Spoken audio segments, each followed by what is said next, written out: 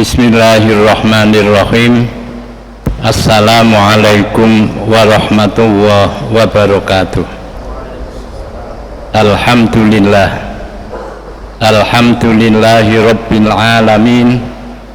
Wassalatu wassalamu ala asrofil anbiya wal mursalin wa ala alihi wa sahbihi ajma'in, amma ba'du.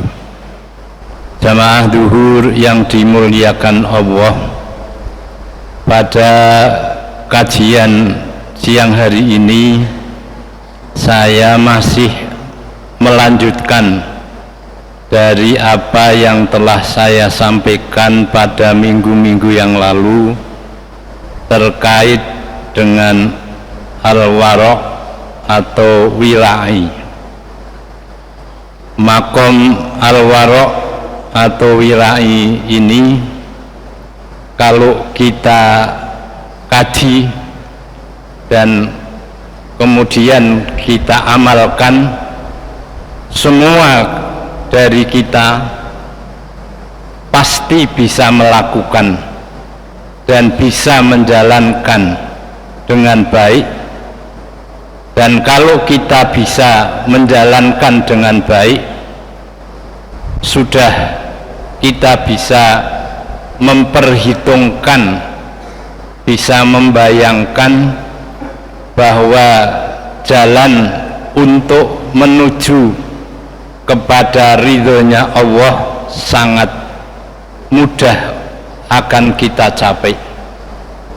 Jamaah yang dimuliakan Allah, pengertian al-wara' sebagaimana yang saya sampaikan dengan bahasa yang amat sederhana, al-wara' adalah menjaga diri kita dari hal-hal yang masih diragukan antara halal dan haramnya, menjaga diri kita dari yang belum ada kejelasan antara halal dan haram, berarti kita harus mau meninggalkan itu. Dan itu arah tujuannya adalah agar jasmani kita dapat bersih, tidak terkotori oleh hal-hal yang tidak baik dan tidak benar. Di dunia ilmu tasawuf mengenal namanya najis, najis maknawi, ya, najis jismiyah dan najis maknawiyah. Najis jismiyah adalah najis yang disebabkan perbuatan seseorang karena dia memakan hal-hal yang sifatnya masih haram, masih tidak benar, atau masih diragukan.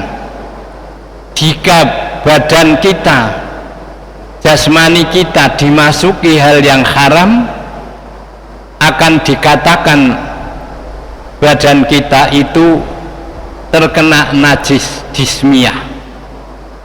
Kalau diri kita melakukan perbuatan dosa, maka badan kita ini akan menjadi namanya najis maknawiyah. Jamaah yang dimuliakan Allah, untuk kita bisa mewujudkan wilayah al-wara' ada cara, ada tahapan. Kalau sudah di atas ini, kemungkinan besar kita sudah sulit untuk bisa mengamalkan. Tapi wilayah ini saja, jika kita bisa mengamalkan, udah hebat, sudah hebat sekali.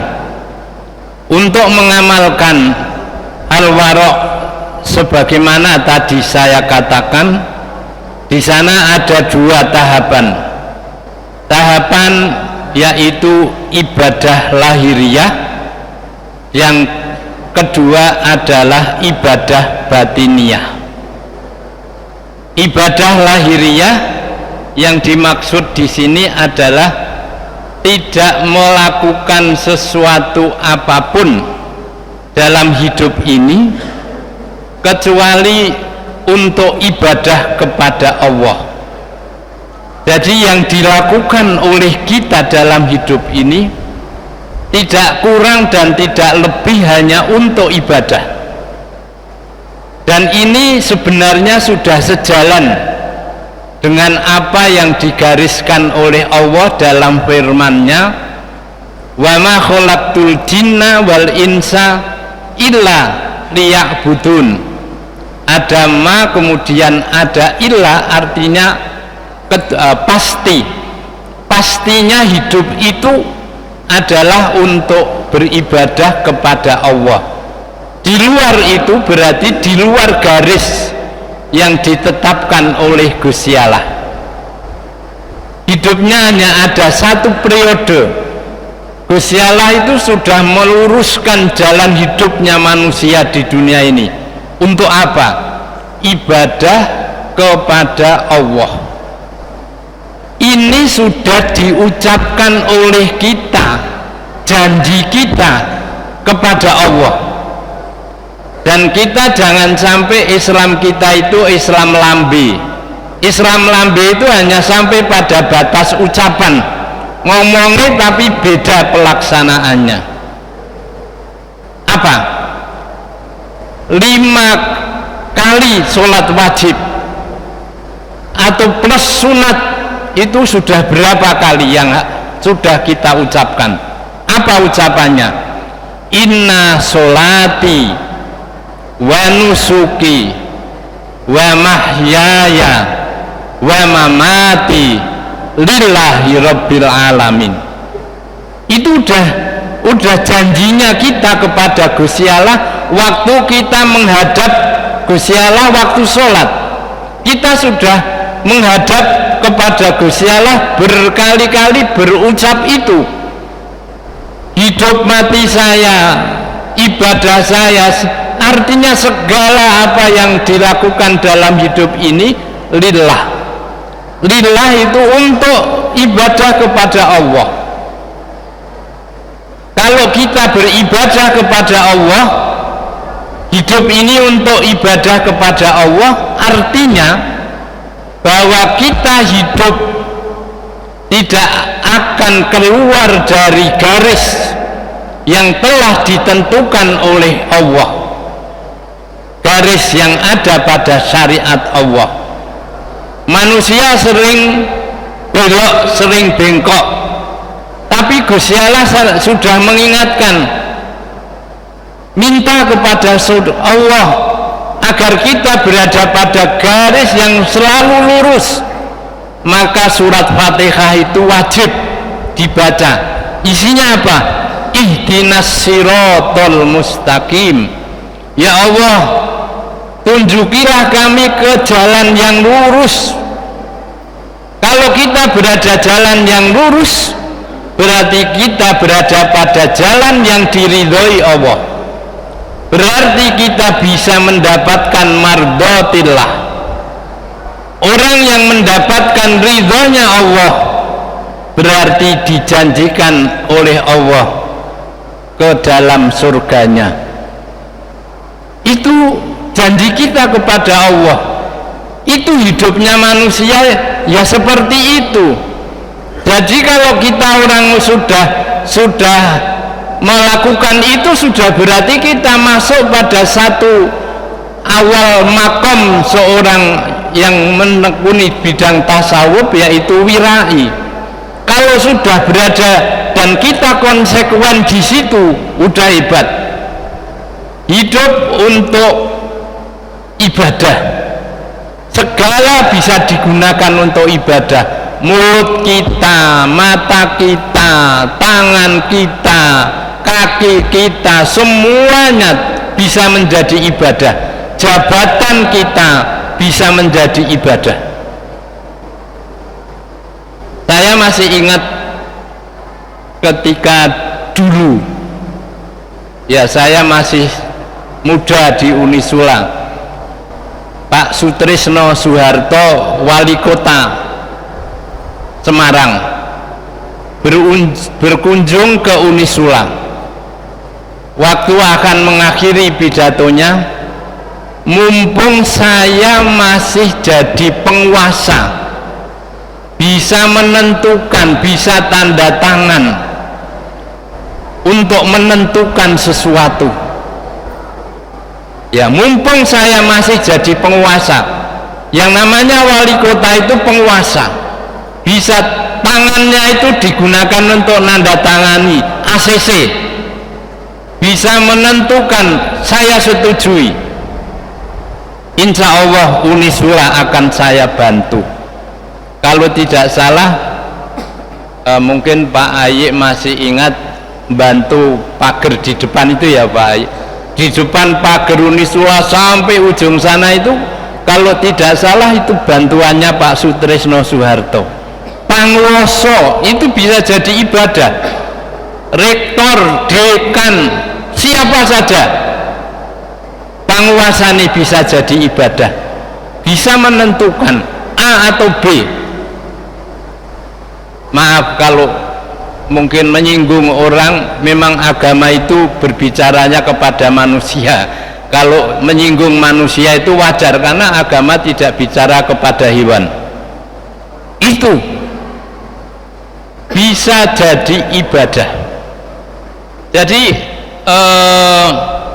saya pada acara Kick and D ada seorang menteri yang asalnya dari Irian Jaya, dia masih muda, menteri apa saya kurang paham, diwawancarai, dia masih muda, dulu bekas supir angkot.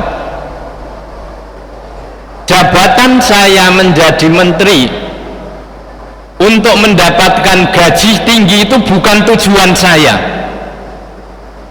bukan yang saya harapkan. Jabatan menteri yang saya dapat hari ini, orang tua saya, bapak ibu saya jauh lebih berharga dari jabatan ini. Bapak ibu saya pajang di ruang keluarga, saya foto tidak dilukis, biar apa adanya orang tua saya dengan rupa wajah desa sing ora tahu sekolah, tapi dia sangat berharga, terhormat. Jabatan menteri saya untuk apa jika saya tidak bisa berbuat baik kepada orang lain? Saya hanya ingin dengan jabatan ini saya bisa berbuat baik kepada siapapun, dan apabila mereka bisa menerima perbuatan baik itu jauh lebih berharga daripada gaji saya. Agama saya mengajarkan bahwa kita ini kalau bisa hidup untuk ibadah, kalau bisa hidup ini bisa rahmatan lil alamin, kata dia, itu ajaran Islam saya. Hidup bisa rahmatan lil alamin, tidak menjadi penyakit dan tidak menjadi bencana. Sekecil apapun saya akan berupaya hidup menjadi konsep hidup saya yang rahmatan lil alamin. Wah, hebat itu sudah. Kalau kita bisa sudah seperti itu, rahmatan lil alamin, betapa nikmatnya para pejabat untuk kepentingan rakyatnya. Gaji itu berapa ya, tapi yang namanya rahmatan lil alamin bukan untuk sendiri, tapi jangkaunya adalah alam ini. Betapa besar pahalanya, betapa besar yang akan dia peroleh kelak di mata Allah Subhanahu wa ta'ala. Ini hidupnya untuk ibadah. Ibadah itu banyak sekali. Saya mendapat pelajaran dari waktu saya haji. saya ketemu dengan orang yang aslinya dari Pekajangan. Dia petani utun, tidak pernah sekolah. Saya tanya, bapak pernah naik haji mbah? Sampeyan pun nate munggah kaji ping pinten? Ping 9 niki. Katanya dia, ping 9 punan. Kula saged nglunasi haji yang terakhir niki sehari sebelum penutupan, kula nembe saged nglunasi atas izinnya Gusti Allah. Mbah resepnya nopo mbah? Saya semangat resepnya dia. Antara lain, sebisa saya, semampu saya, dari bagian kecil hidup saya ini bisa kula nggih kangge ibadah karo Gusti Allah. Meskipun kecil. Lah saya tanya, niku napa mbah? Kata dia, as-sholatu ala waktiha, menggunakan waktu sholat tepat pada waktunya. Dalam sebuah pengertian, as-sholatu ala waktiha menurut dia as-sholatu fi awali waktiha, di awal waktunya. Nek panjenengan pengen ngertos, kula niku wong tani, gaweane teng sawah. Nek kadang-kadang macul napa teng sawah niku lali wektu, supaya kula niku mboten nglirwake wektu. Kula teng sawah niku beto sajadah kalih toya teng ceret. Nek mboten saged mantuk salat teng masjid, kula salat teng sawah. Dia bilang begitu. Salat teng sawah kajengipun kula saged salat as-sholatu ala waktiha. Saya tanya, mbah sampeyan iso ngandani kula as-sholatu ala waktiha niku janjane pikirane sampeyan niku napa mbah? Lah nek kula saged as-sholatu ala waktiha, bahwa saya punya waktu, pada waktu itu saya bisa tidak sholat, saya bisa neruske macul, wah duhur isih mengko sore, wektune jak 3 jam meneh. Nek kula saged as-sholatu ala waktiha, berarti Gusti Allah itu lebih besar daripada waktu kula, wekdal kula. Gusti Allah lebih besar dari itu. Kerja saya tinggalkan, waktu kerja saya tinggalkan, Gusti Allah lebih besar. Ngobrol cerita, waktune sholat tak tinggalke, saya sholat. Saya pikir-pikir, bener juga mbah ini ya, bener juga, dia bisa ibadah. Kula dikandani kiai, kiai kula, nek kowe iso salat ala waktiha, Gusti Allah arep paring rezeki sing gampang kanggo sampeyan iso kelakon sejane sampeyan. Lah kula iso munggah kaji niku mungkin insya Allah niku. Terus sampai di kantor saya cerita itu, cerita sama Jaini, karyawan Unisula almarhum yang dulu di Fakultas Agama, tak cerita kayak gitu. Terus dia tertarik untuk melakukan. Satu minggu dia lapor kepada saya, wah Pak Kodim abot. Katanya abot, meskipun hanya as-sholatu ala waktiha, begitu tet asar sholat afdal fil masjid. Tet sholat saja tidak gampang, maghrib tet, isya tet, subuh tet. Dia nyoba 1 minggu, wah kabutan. Itu hanya, jadi semua yang dilakukan oleh kita ini dapat untuk kepentingan ibadah. Kalau semua yang dilakukan oleh kita dalam hidup ini tidak keluar dari periode ibadah, hidup ini damai, hidup ini enak, kerja entuk duit ora entuk ya seneng, wis diniati ngibadah wis entuk saka Gusti Allah. Ndak ada yang menjadi masalah hidup ini. Jamaah yang dimuliakan Allah, pada tahapan mula awal ini saya yakin kita semuanya bisa melakukan apa saja, dengan apa saja bisa. Seperti tadi saya katakan, mengakhiri ini saya ingin sampaikan ceritanya Umar bin Khattab. Umar bin Khattab pada waktu 1 tahun beliau sudah meninggal dunia, salah satu putranya ditanya tentang bapaknya tentang Umar bin Khattab.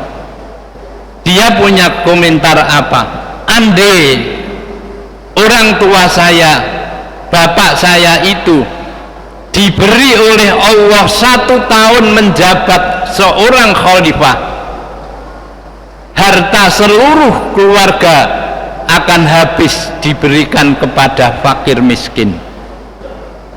Dan Umar bin Khattab tidak punya gengsi, kepala negara tidak punya gengsi apapun, apa meneh dekan, apa meneh rektor, kepala negara. Dia di malam hari manusia tidur lelap, dia keluar rumah bawa unta, mengangkut makanan, pergi ke pelosok-pelosok kampung mencari orang-orang miskin untuk diberi bantuan dari tangan dia. Orang baru tahu bahwa yang setiap malam keliling memikul gandum itu adalah Umar bin Khattab. Setelah beliau meninggal, di pundaknya itu banyak kapalnya,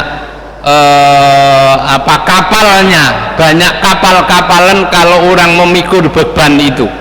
Baru ketahuan, oh mungkin besar setiap malam yang keliling memberi bantuan makan adalah Umar bin Khattab. Tidak ada orang yang melihat, tidak ada yang tahu bahwa dia memberikan sesuatu, karena mungkin beliau mengambil ajaran Rasul, kalau kita memberi, tangan kita memberi, tangan kiri kita jangan sampai tahu. Biar yang tahu Gusti Allah. Pujian bukan yang dibutuhkan, celaan bukan yang dibutuhkan, puji atau cela tidak gumun. Yang dibutuhkan adalah ridhonya Gusti Allah. Saya kira mudah-mudahan wilayah ini saja, saya yakin kita semua bisa ngelakoni. Wirai itu tahapan pertamanya itu, dan kita sudah berjanji, inna sholati wa nusuki wa mahyaya wa mamati lillah wa ma khalaqtul jinna wal insa illa, pakai illa. Jin manusia itu saya buat, saya ciptakan untuk berbakti kepada Allah, janji sudah. Dan orang-orang tasawuf mencoba mewujudkan ini dengan mengambil satu makom namanya wirai. Billahi taufik wal hidayah. Wassalamualaikum warahmatullahi wabarakatuh.